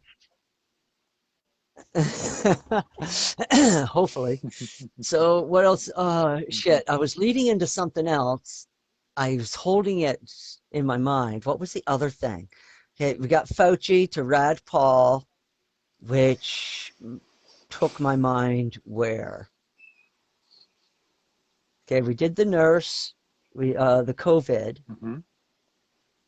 Yeah, the whole COVID narrative. That's right. Yeah, is isn't just Senator Paul apart. a doctor? Rand Paul's a doctor. Yes, he is. Something to do with that? Yeah. Oh man. Mexico is now handing out ivermectin packs to their population to fight off the COVID. Okay. COVID numbers have stalled in Mexico. India did the same thing a few weeks ago, a month ago, in a large city, and that city has 0 COVID cases. Just in case some of you are not paying attention, this shit's going on and your government is lying to you. Sorry, that's just the way it is.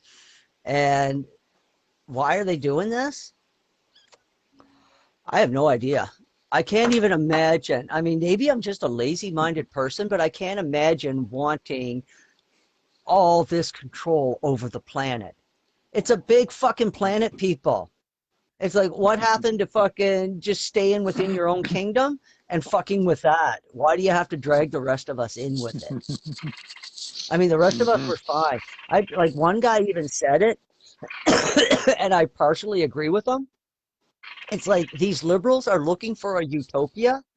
It's like, I'm sorry to inform you people, we had it in the 90s. And all we had to do was just stay on that bead, and the internet was actually improving the situation. The early years of the internet, late 90s, early aughties, best years of the internet. People were actually starting to come together. There was a huge spiritual awakening on the planet. I said this before, like a lot of the websites at that time, a lot of them had to do with like spiritualism. Like it was out there. People like were like videoing this stuff and uploading it to like shitty sites like AOL. I mean, the sites have gotten better over the years, but people were doing this, and a lot of it was like a lot of text documents. A lot of cool stuff came out of that time.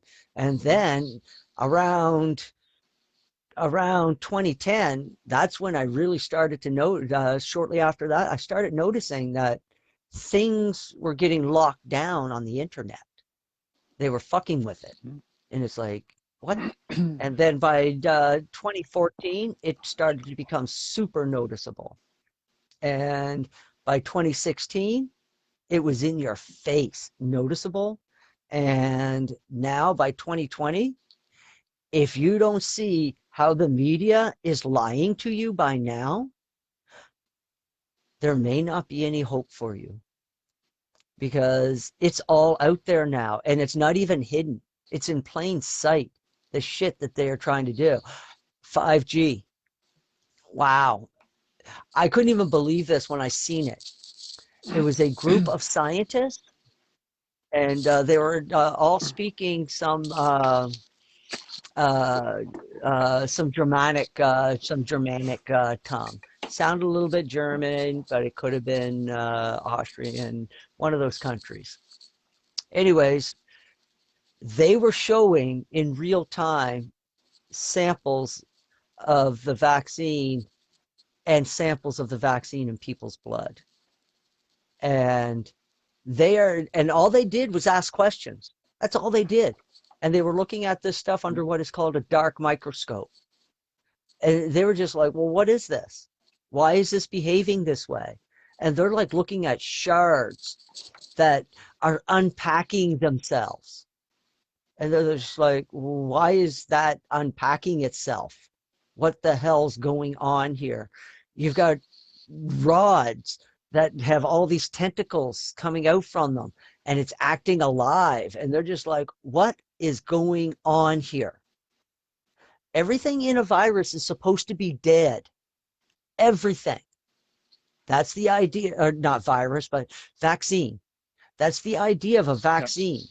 I'm not a vaccinologist, but I do know that the idea behind vaccine is to introduce the dead virus into your bloodstream with some stuff added to boost your immune system for the transition that your body is going to take to understand what's going on. These are the best vaccines on the market that do this.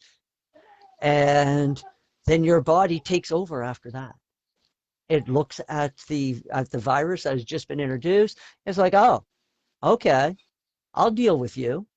And next thing you know, it creates a white blood cell to deal with that. And boom, new super soldier goes out, finds other things, and it deals with it. It's like, there's other things in the vaccine that help trigger the immune response. And this is why it becomes alarming to me, a lay person who doesn't know a fucking thing about anything. It becomes alarming to me that they have decided to so cavalierly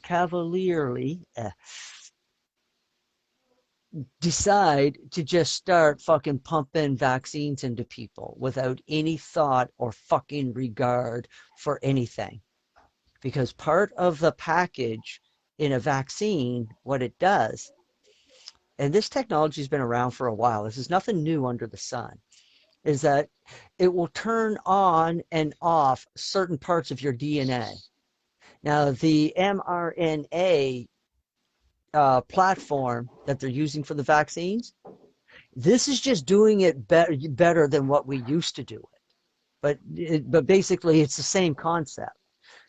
They turn off different parts of the on and off parts of the DNA to elicit a reaction within your body, so that your body will react, and then your body will react to that dead virus that we just introduced to your body.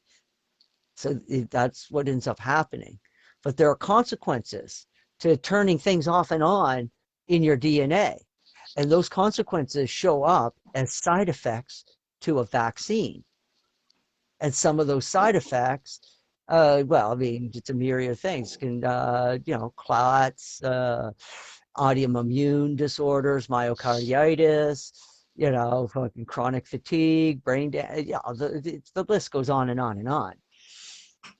And so these side effects are a result of turning things off and on in the DNA. Like you got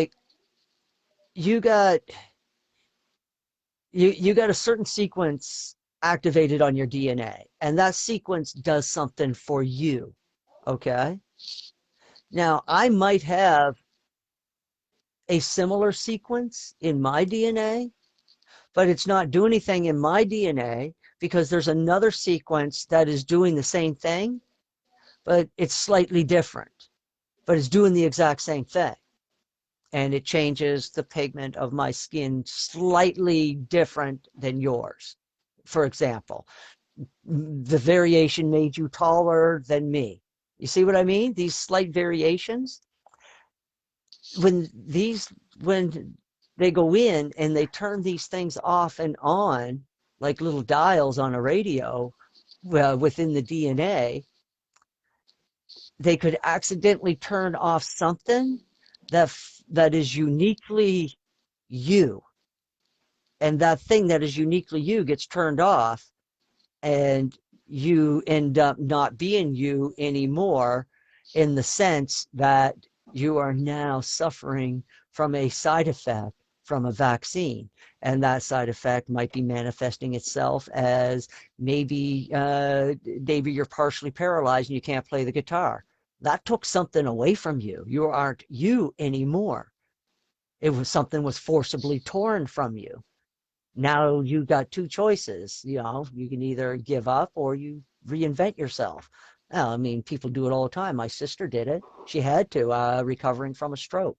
She basically had to reinvent her whole character, her whole personality, because she lost so much during the stroke.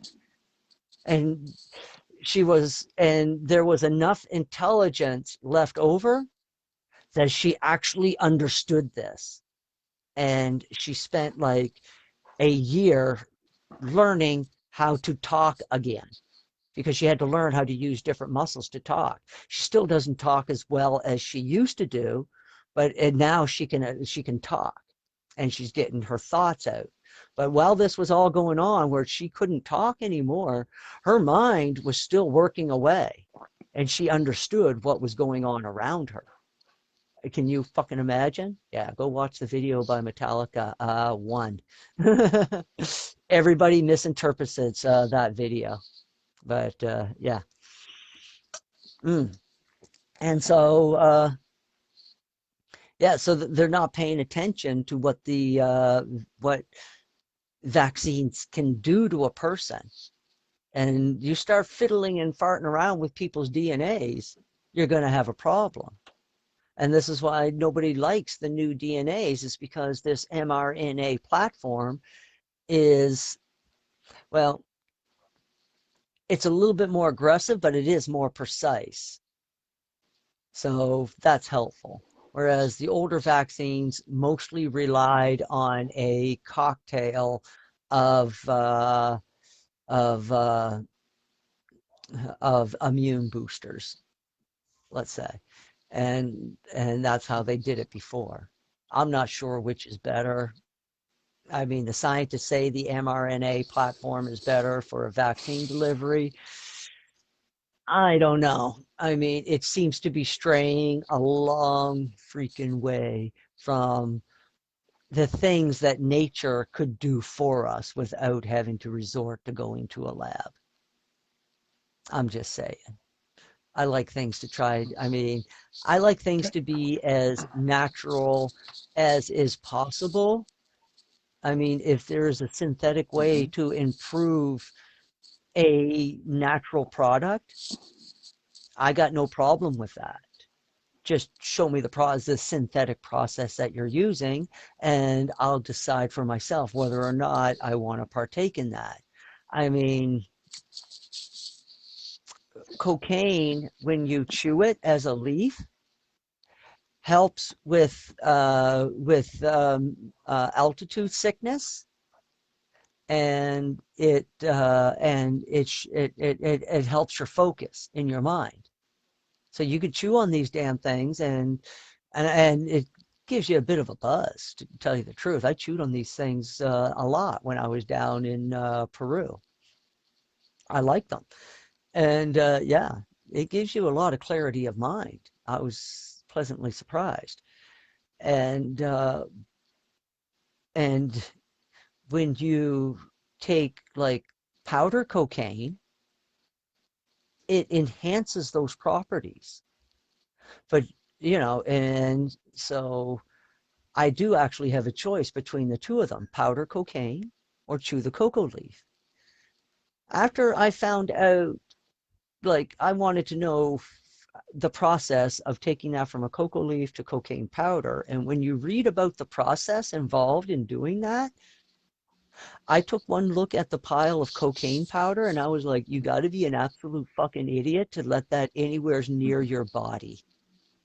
I mean, I feel I feel like safer swallowing a fucking thimble full of gasoline than I would put that shit up my nose because of the chemical process that they put it through to get down to that powder is fucking yeah. I mean, there's a lot of fucking chemicals involved. And you know what? I can chew the leaf.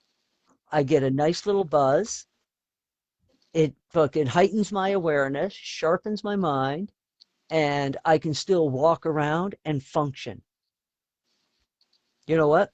In this case, fucking nature fucking beats fucking industrialization. But then you take maybe something else, and maybe doing something synthetically with it makes it better and improves it. And now you have a better product. So everything has to be considered. This actually brings me to something that I was talking with a person. It was hilarious. We're sitting there talking, and she said something, and I looked at her, and I was like, "Oh man!" I was like, I said that's a sign of poor character. And she's like, "What do you mean?" I was like, "It's only wrong if you." I said, "What you just told me says that it's only wrong if you had gotten caught. So it's okay because you didn't get caught." I was like, that's a sign of a poor character. And she's like, what do you mean? I was like, the sign of a good character is doing the right thing without an audience. Doing the right thing and knowing that it's just between you and God. That's it. And she was like, oh, so you do nothing wrong? And I was like, no. I said, like everything ain't fucking else in life. I said, right and wrong is subjective. I was like, it's wrong to cross the yellow line on a highway, but it's it's more wrong for me to plow over the pedestrian that's foolishly walked out into the middle of my lane. I have a decision to make. Do I plow over the pedestrian, or do I cross the yellow line and go out around the pedestrian because he's too fucking close for me to put on my brakes and be able to stop effectively without killing him? So situations present itself. I told her straight up, I said, I said it really comes down to a couple of very simple things. If it makes sense and it's morally correct, I have no problem going along with it. But if it doesn't make sense and it's morally incorrect, I ain't fucking budging. You're not going to convince me otherwise. I was like, it's like everything I've been saying through this pandemic. Make it make sense to me. If you can make it make sense to me, then perhaps I can find a moral spark somewheres. But right now, none of it makes sense. And all I see is amoral behavior from leaders all over the world. So it's like, yeah, make it make sense. So I guess that's how I just look at things. There is no right or wrong. It's only that which is constructive and that which is destructive. And then to add to it, there is that which I am morally obligated to do in order to secure my own personal liberty, understanding that my personal liberty means nothing if you don't have your personal liberty. So it's always in my best interest to protect my brother's personal liberty. So it should always be my brother's best interest to protect my liberty. That is the kind of planet that Michael is talking about. And I think to myself, bud, you might be asking way too fucking much from your children on Urantia. It's like, we got a long fucking ways to go and a hard road to get there before we get to that. But there is a solution in the Urantia book. And because the Urantia book, the creatures that wanted to communicate to us what Jesus was saying in those days, understood that what Jesus told those people in that day doesn't necessarily apply to our day. So the higher personalities actually had to sit down and start making decisions and deciding like, okay, this is what Jesus said. How does this apply to the 21st century or to the 20th century? Because that's when the Urantia book was written, in the early part of the 20th century. How does this apply to the early part of the 20th century? And how can we word it so that the Urantians in the 20th century can understand and comprehend? And so when they talk about Jesus's what Jesus said, they put it in modern form, and they point out that the world can only come to peace in a system that is very close and very like the United States. Because what everybody seems to forget, that the United States of America is not a country, not by the traditional sense or definition of a country. What the United States is America is exactly what it says it is. It is a United State in America, which means that all these states are technically countries unto themselves. But these states have chosen, in the interests of the greater good, to cooperate and to surrender certain responsibilities to the federal government to oversee, so that the states will have a unifying representative in Washington, D.C. This is the original idea. And the idea is that if all of these separate countries are cooperating together, then there will be no need for armies. So they save themselves a lot of money. Remember, each state used to have their own army, but now they don't. But what states do have is they have militias. A militia is very different from a standing army because a militia is just your fucking neighbor up the street that fucking wants to play war games on the weekend. And you know what? You're damn right he gets to play war games on the weekend. Because at those war games, and he's doing it for the militia, that means that he's getting training. And he's gaining responsible understanding of his responsibilities. You're fucking right. And at the same time, he gets to work out all the bullshit that he fucking dealt with at the office all week, out on the training course. He can fucking run that shit off. I'd rather see him fucking run that shit off in the woods than to fucking try to run that shit off in downtown fucking Main Street with a rifle, which happens more often than it shouldn't. And so that is what the United States has done, and that is the type of government that Michael was talking about, is that the world is going to be a multi-state because of all the cultures that are on it. But what they got to do is they got to give up their armies and just have militia. And militia is perfect for a United States because basically the army is there to take care of any big problems. But meanwhile, the militias are there to take care of any small problems on hand. And next thing you know, yeah, there'll be peace on earth. And once we start down that road, then we would end up abolishing any major armies after a while. It would be just down to militias. And then even after a while, the militias won't even be necessary. Look at the United States. I mean, for the longest time, America's like militia force, it dropped off hard. It was almost non-existent.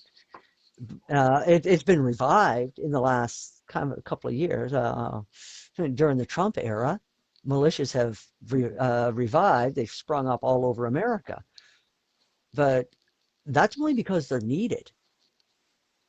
And it's only possible for this to happen is because the American Constitution guarantees everybody the right to defend themselves with the Second Amendment. And that pretty much is in Michael's wheelhouse. I mean, it was kind of in Michael's wheelhouse before when he was here as Jesus. How much more do you think it's in her wheelhouse now, being raised by a military family? Yeah, the belief that one has the God-given right or the divine right to protect themselves and their family, that is not something that Michael would have even thought about arguing against before, and certainly wouldn't argue against now. Not a chance in hell. Because I wonder how Americans are going to react when they find out Jesus was born an American.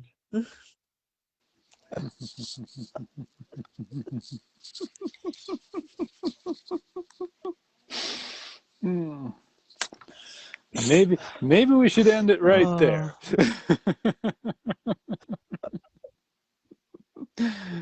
Maybe. Well. All right. Well, thank you. Except she was born in Europe. This has been. What? She was born in Europe to an American family. This Anyway, has been Krow. Sign off, I guess. And this has been Peter. And this has been P&K Q&A, episode 13 of season 2. Thanks for watching. Peace out, everyone. Salute. Have a great week.